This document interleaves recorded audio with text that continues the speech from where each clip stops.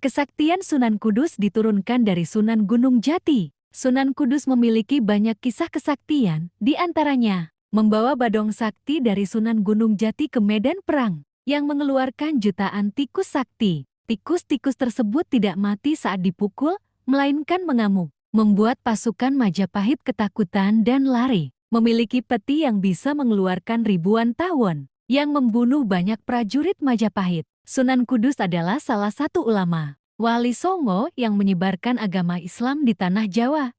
Ia dikenal sebagai Sunan yang mampu menyebarkan agama Islam melalui pendekatan kebudayaan tanpa melakukan kekerasan. Sunan Kudus memiliki beberapa ciri khas, di antaranya memiliki julukan Wali Al-Ilmi karena sangat menguasai ilmu-ilmu agama, terutama tafsir, fikih, usul fikih, tauhid, hadits, serta logika. Mengajarkan falsafah hidup. Gus Jigang bagus perilakunya, pintar ngajinya, dan bisa berdagang. Mengajarkan bahwa meminta permohonan bukan kepada ruh, melainkan kepada Allah SWT. Mengadakan acara beduk dandangan untuk menunggu bulan Ramadan. Daftar isi. Solo Sunan Kudus adalah salah satu ulama Wali Songo yang melakukan penyebaran atau penyiaran agama Islam di tanah Jawa.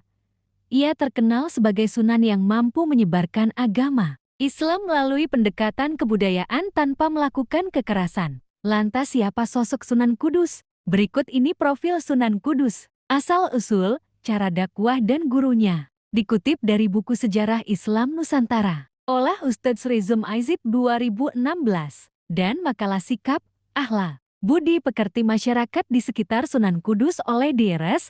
Idinur SS, M.M. M.C.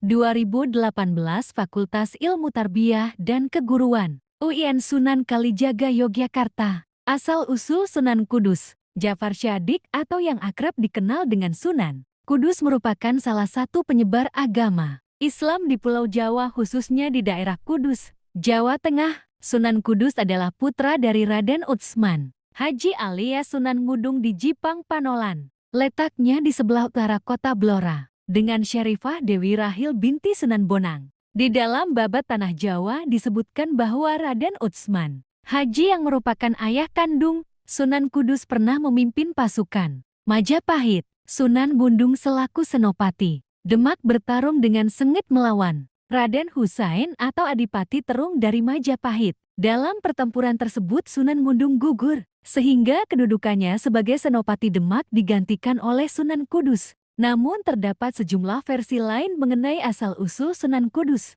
Ada yang mengatakan bahwa Sunan Kudus merupakan cucu Sunan Ampel.